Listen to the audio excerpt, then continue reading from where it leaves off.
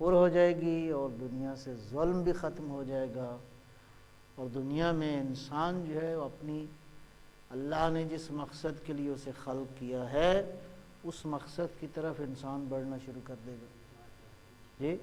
تو یہ فائدہ ہوگا۔ تو یہ سارے جتنے دین ہیں یہ سارے قائل ہیں، مسلمان قائل ہیں، عیسائی قائل ہیں، یہودی قائل ہیں، زرتشتی قائل ہیں، ہندو قائل ہیں، سکھ بھی ایک خاص انداز سے قائل ہیں، بدھ مت والے بھی قائل ہیں۔ یہ سارے وہ لوگ جو کہ سمجھتے ہیں کہ ان کا مذہب اور دین جو ہے وہ آسمانی ہے اور اللہ نے ان کی ہدایت کے لیے، انسانوں کی ہدایت کے لیے یہ سلسلہ جو ہے وہ بنایا ہے۔ دوسری طرف وہ لوگ ہیں جو براہ راست دین کے تو قائل نہیں ہیں، اس میں بنیادی طور پہ مختلف تھیوریز آتی رہی ہیں۔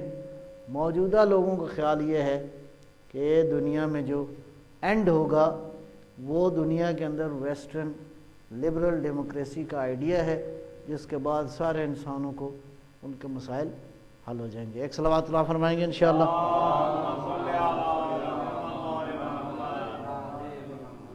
خوب، اس کے بعد اگلا مرحلہ یہ ہے کہ اسلام جو کہ اللہ کی طرف سے نورانی تعلیمات لے کر آیا ہے قرآن کی شکل میں، اور پیغمبر اکرم پیغمبر خاتم صلی اللہ علیہ وآلہ وسلم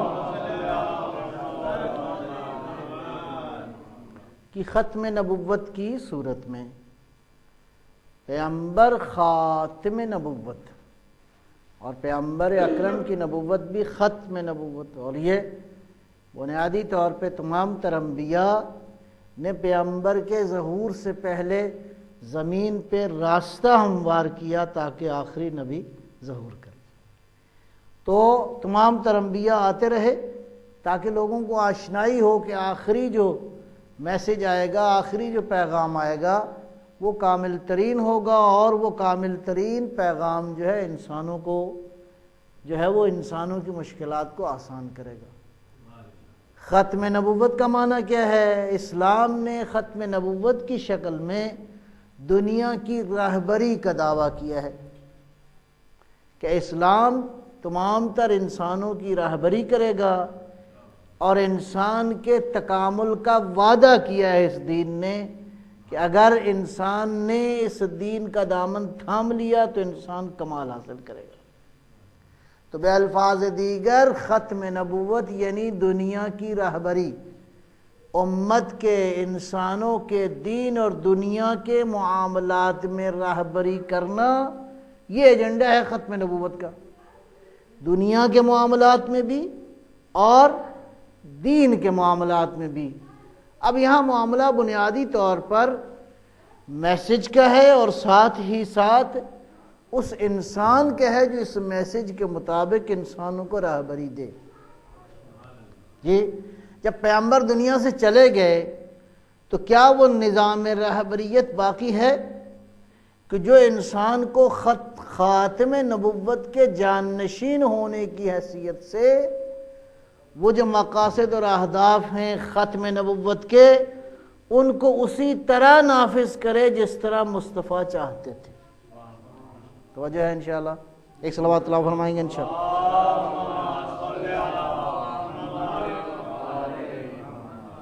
نبی اکرم ایک کامل میسج لے کر آئے، ایک کامل کانسٹیٹیوشن لے کر آئے، ایک کامل آئین لے کر آئے، اور اس آئین کا دعویٰ کیا ہے کہ تمام تر انسانوں کو وہ راہبری بھی کرے گا، اور ان انسانوں کے دین دنیا کے معاملات میں ان کو کمال بھی دے گا۔ اب پیغمبر تو دنیا سے چلے گئے، میسج موجود ہے، کون ہے جو اس میسج کو نافذ کرے گا؟ کون ہے جو اس حقیقت کو پورا مکمل کرے گا؟ اب اس اعتبار سے دو ہی چیزیں ہیں، میسج تو آ چکا، اب پیغمبر جس انداز سے راہبری کر رہے تھے امت کی، نبی اکرم کے جانے کے بعد ایک ایسے لیڈر کی ضرورت ہے جو اس میسج کو کیا کرے؟ امپلیمنٹ کرے۔ لہذا اس کا معنی یہ ہے کہ ایسا جانشین چاہیے جو پیغمبر اکرم کا جو مکمل ایجنڈا ہے اس کو اسی طرح انداز کرے، اسی طرح نافذ کرے، اسی طرح لوگوں کی راہبری کرے، اسی طرح قرآن کی تفسیر کرے جس طرح مصطفیٰ نے چاہا تھا۔ اس کا معنی کیا ہے کہ مصطفیٰ کے بعد جانشین وہی ہوگا جو مصطفیٰ کے اوصاف کا وارث ہو،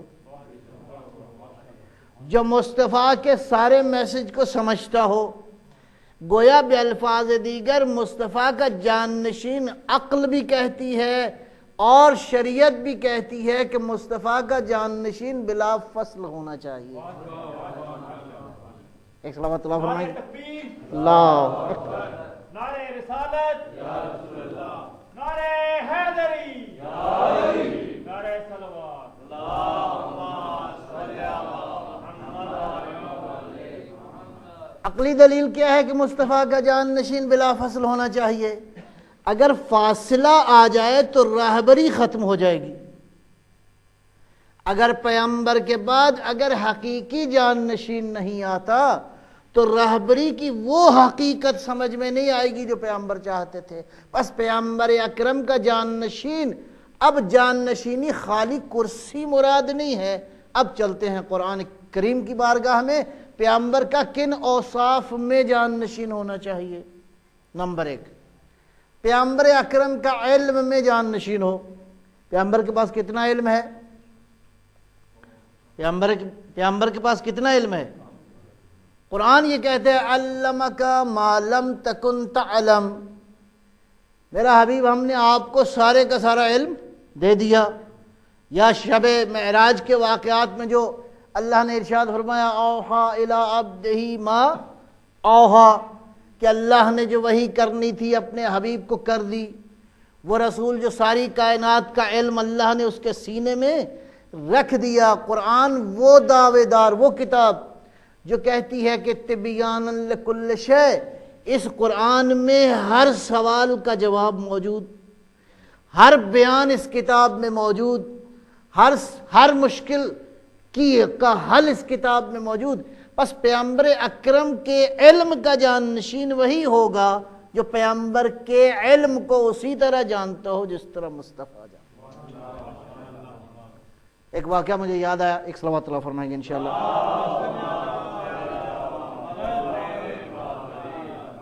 حضرت موسیٰ اور حضرت خضر علیہ السلام دونوں بھائی کہیں گئے، ایک وہ دریا سمندر کے کنارے، وہاں ایک آدمی وہ شکار کر رہا تھا، مچھلیاں بھی۔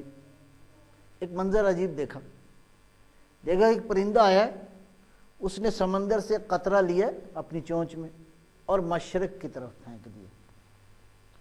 پھر ایک قطرہ لیا اس نے مغرب کی طرف پھینک دیا، پھر ایک قطرہ اس نے اٹھایا اور آسمانوں کی طرف پھینک دیا، اور اسی طرح پھر ایک قطرہ لیا اور زمین کی طرف، سمندر کی طرف۔ اس کے بعد وہ غائب ہو گیا۔ تو یہ دونوں حضرت موسیٰ نے جناب خضر سے پوچھا، کہا کہ یہ کیا ماجرا ہے؟ کہا اس سے پوچھتے ہیں، یہ جو بیٹھا ہے ادھر، یہ جو شکاری بیٹھا ہے مچھلیاں پکڑ رہا ہے، اس سے پوچھتے ہیں۔ گئے، السلام علیکم، کہا یہ کیا ماجرا ہوا ہے، یہ کون تھا، یہ کیا تھا یہ پرندہ؟ کہا آپ کو نہیں خبر؟ کہا نہیں، آپ بتائیں۔ کہا یہ پرندہ ہے، اس کا نام ہے مسلم۔ لگتا ہے کوئی مسلمان تھا۔ صلوات بر محمد و آل محمد۔ کہا کہ یہ جو حرکت اس نے کی ہے، ایک ایک قطرہ مشرق کی طرف، مغرب کی طرف، آسمانوں کی طرف، پھر زمین کی طرف، یہ قطرہ یہ بیان یہ کرنا چاہتا تھا کہ اللہ اپنے انبیاء میں سے آخری نبی کو بھیجے گا۔ آخری نبی کا علم کی یہ حالت ہوگی کہ مشرق و مغرب، زمین و آسمان کا علم اس کے علم کے مقابلے میں ایک قطرہ ہوگا۔ نعرہ صلوات۔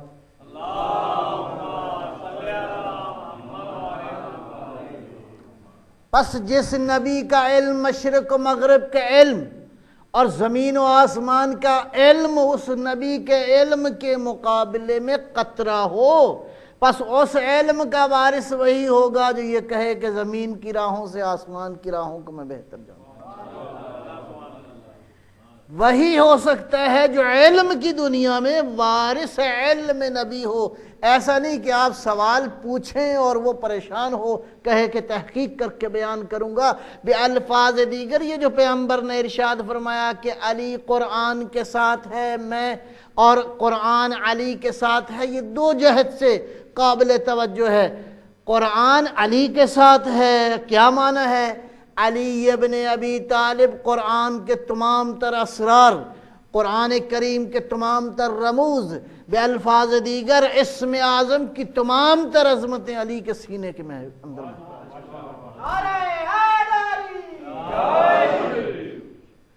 اور قرآن علی کے ساتھ تو یہ ہوا علی قرآن کے ساتھ ہے اور قرآن علی کے ساتھ ہے۔ بے الفاظ دیگر اگر قرآن کی حقیقت کو جاننا چاہتے ہو، علی کی سیرت کا مطالعہ کرتے رہو، قرآن کی حقیقت تمہارے ساتھ۔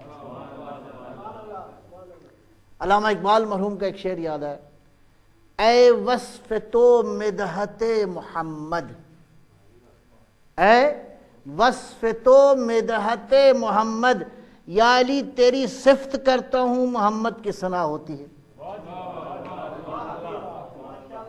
اے وصف تو مدحت محمد، اور اگلا مصرع جملہ یہ ہے، اے سر نبوت محمد، محمد کی نبوت کا راز علی ابن ابی طالب۔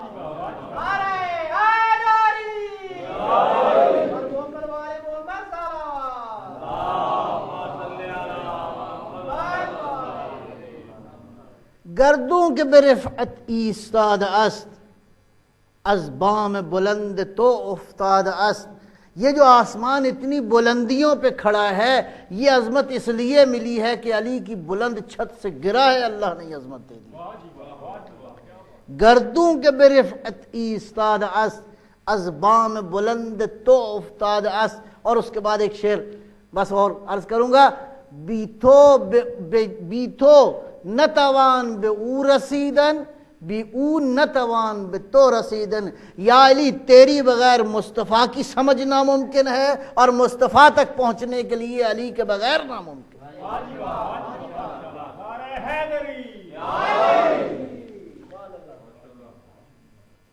زیارات میں ایک زیارت ہے، زیارت مبعث، اس میں امیر المومنین کے بہت سارے فضائل بیان ہوئے۔ اس میں ایک صفت جو بیان کی گئی، الذی جعلتہ سیفا لنبوتہ ومعجزا لرسالتہ، یا علی آپ وہ ہیں کہ اللہ نے آپ کو نبوت، ختم نبوت کے لیے سیف قرار دیا، گویا نبوت کی حفاظت علی کے بغیر ممکن نہیں۔ جعلتہ سیفا لنبوتہ ومعجزا لرسالتہ، پیغمبر کا سب سے بڑا معجزہ علی ابن ابی طالب کی ذات گرامی، معجزہ نبوت، نبوت ختم نبوت، امیر المؤمنین علی ابن ابی طالب صلوات اللہ وسلم علیہ۔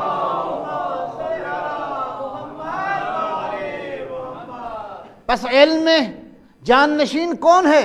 علی کے علاوہ بلا فصل علم میں جان نشین پیغمبر کا کوئی اور نہیں۔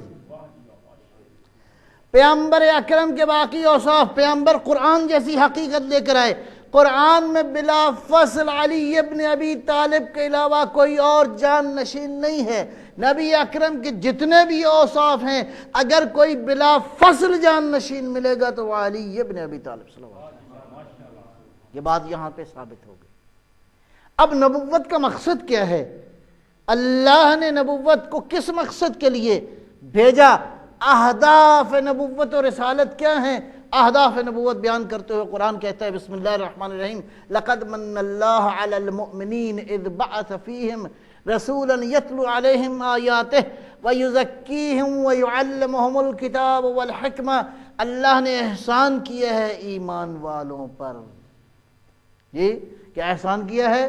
اللہ نے رسول کو بھیج کر احسان فرمایا ہے، اور یہ ہمارا رسول کیا کرتا ہے؟ یتلو علیہم آیاتہ، اللہ کی آیتوں کی تلاوت کرتا ہے۔ میں عرض کروں گا آپ کی خدمت میں، یہ لفظ ہے یتلو، آپ نے انما یرید اللہ سنا ہے، یریدو، یتلو، یہ سارے کے سارے جو الفاظ ہیں ان کا عربی زبان میں تعلق ہے، اس کو کہتے ہیں فعل مضارع۔ فعل مضارع کا معنی یہ ہے کہ یہ عمل رکا نہیں ہے، جاری ہے۔ یہ عمل جاری و ساری ہے. یتلو علیہم آیاتہ، اللہ کا نبی اور رسول کیا کرتے ہیں؟ آیات الہی کی تلاوت کرتے ہیں.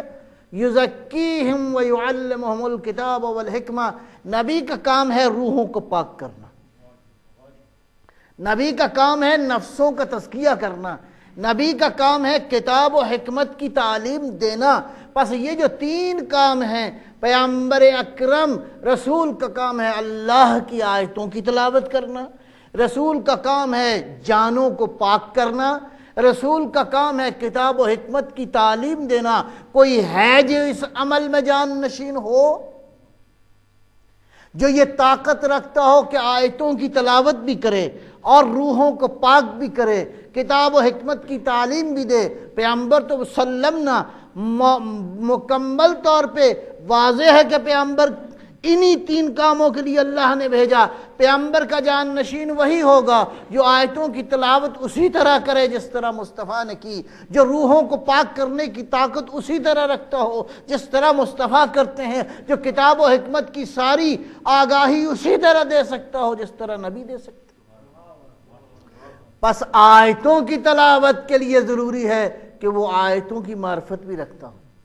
آیتوں کی معرفت کا معنی یہ ہے، اسی لیے فرمایا کوئی ایسی آیت نہیں ہے جو علی سے چھپی ہوئی ہو. علی جانتا ہے کہ کون سی آیت رات کو نازل ہوئی، کون سی صبح کو نازل ہوئی، کون سی سفر میں نازل ہوئی، کون سی حضر میں نازل ہوئی، کون سی میدان میں نازل ہوئی، کون سی پہاڑوں میں نازل ہوئی اور کون سی محفل میں نازل ہوئی.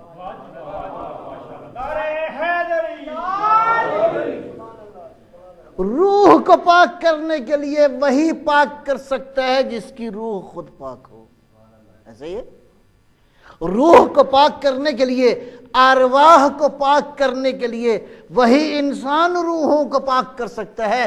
پیغمبر کی ذات یقیناً، اور کیسا پاک کرنا؟ طہارت کی اس منزل پر لے جائے ان انسانوں کو کہ یہ انسان کسی طرح بھی کسی نجاست میں آلودہ نہ ہو بالفاظ دیگر. وہی انسان طاہر اور طہارت کے عمل کو انجام دے سکتا ہے جو پیدا بھی طاہر ہوا ہو، دنیا میں رہا ہو تو طاہر ہو، دنیا سے گیا ہو تو طہارت کی منزل پر فائز ہو، ایک لہجہ بھی نجاست اس کے وجود میں نہ آئی ہو. بس پیغمبر کے وارث وہی ہوں گے جو انما یرید اللہ لیذھب عنکم الرجس اہل البیت ویطہرکم تطہیرا کے مثل.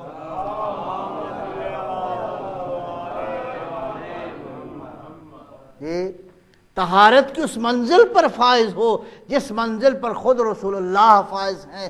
گویا بے الفاظ دیگر طہارت میں جان نشین مصطفیٰ ہو، علم میں جان نشین مصطفیٰ، حکمتوں میں جان نشین مصطفیٰ، تلاوتوں میں جان نشین مصطفیٰ، طہارتوں میں جان نشین مصطفیٰ، عبادتوں میں جان نشین مصطفیٰ، ریاضتوں میں جان نشین مصطفیٰ. مصطفیٰ کے اوصاف سارے انبیاء کے اوصاف سے برتر ہیں. علی کے اوصاف اس وقت برتر ہوں گے جب علی مصطفیٰ جیسی ہستی کا جان نشین.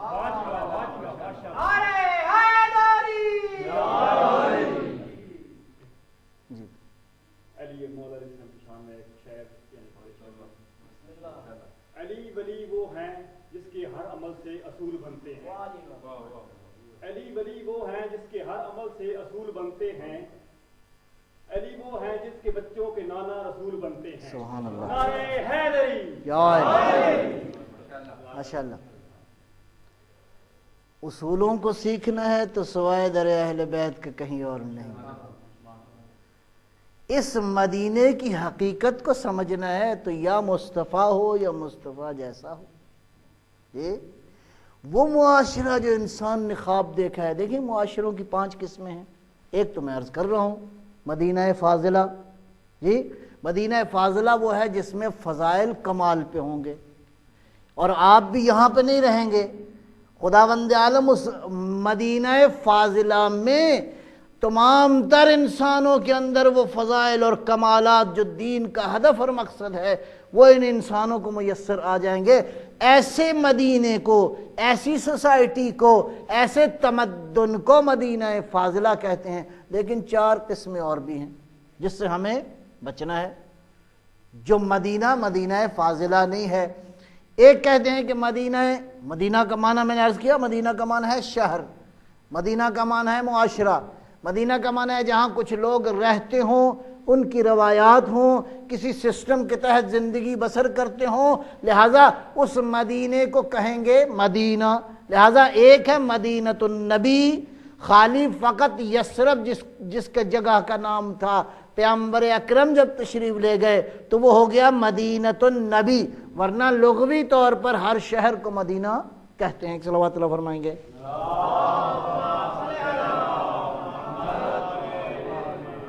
ایک ہوتا ہے مدینہ جاہلیت، جیسے آپ نے سنا ہے زمانہ جاہلیت۔ مدینہ جاہلیت کیا ہے؟ مدینہ جاہلیت وہ ہے کہ جہاں لوگوں کے پاس نہ عقل ہو نہ فکر ہو، اور اسلام بنیادی طور پر جو کرنے آیا ہے کام وہ یہی کرنے آیا ہے، تاکہ لوگوں کی عقل اور فکر میں اضافہ کرے۔ نہ تو عقل و فکر ہوتی ہے اور نہ ہی انہیں اپنی کسی سعادت کا، اپنی زندگی کی بہتری کا کوئی خیال ہوتا ہے۔ ایسے مدینے کو کہتے ہیں مدینہ جاہلیت، جہاں لوگ بس جانوروں کی طرح، حیوانات کی طرح بس زندگی گزارتے ہیں، کھاتے ہیں، پیتے ہیں اور بس ختم۔ ایسا مدینہ جہاں انسان کو اپنی سعادت کے بارے میں کوئی فکر نہ ہو، وہ ہے مدینہ جاہلیت۔ ایک اور قسم بھی ہے، اس کو کہتے ہیں مدینہ فسق و فجور۔ کیسی سوسائٹی؟ جہاں لوگوں کے پاس عقل ہے، لوگوں کے پاس شعور ہے، لوگوں کے پاس علم ہے، لوگ حقیقت کو بھی جانتے ہیں کہ در حقیقت یہ عمل کریں گے تو فائدہ ہوگا۔ انسانی سوسائٹی میں فائدہ اس وقت ہوگا کہ ان اصولوں کے اوپر عمل کریں گے۔ لوگ جانتے ہیں لیکن عمل نہیں کرتے۔ جو عمل نہیں کرے گا وہ نتیجے پہ نہیں پہنچے گا۔ پس ایسا شہر، ایسی سوسائٹی، ایسا ماحول جہاں انسانوں کے پاس علم ہو اور عمل نہ ہو، ایسے مدینے کو کیا کہیں گے؟ مدینہ فسق و فجور۔ صلوات بر محمد و آل محمد۔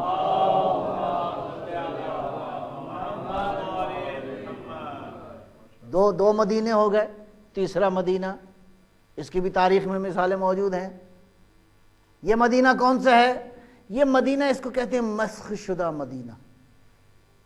اگر اصطلاح میں کہا جائے مدینہ مبدلہ۔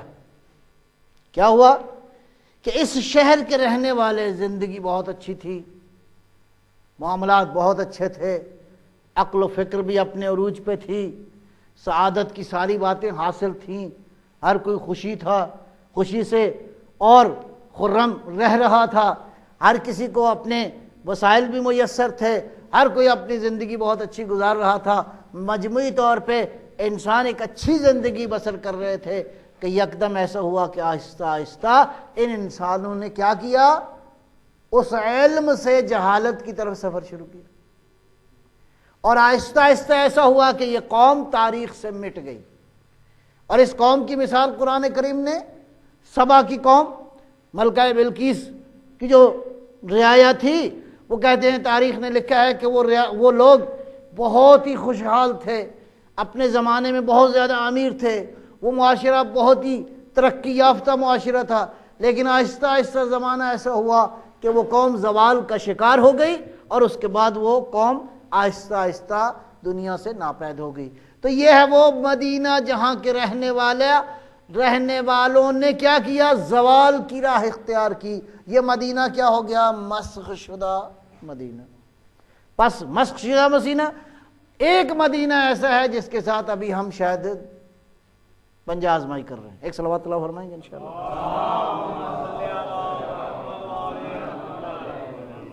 بات پتہ نہیں پہنچ رہی ہے کہ پہنچ رہی ہے؟ پھر ایک صلوات اللہ فرمائیں گے۔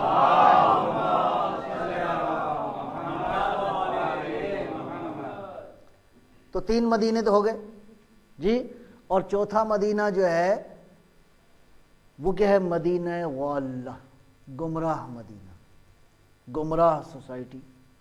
گمراہ سوسائٹی کیا ہوتی ہے؟ جہاں کے لوگ اپنی خواہشات کے تابع ہوں، جہاں کے لوگ اس طرح ہوں کہ حکومتیں بھی ان سے حکومتیں بھی کوشش کریں کہ ان کو حقیقت معلوم نہ ہو. ایسی سوسائٹی، ایسا معاشرہ جہاں لوگ گناہ کرنے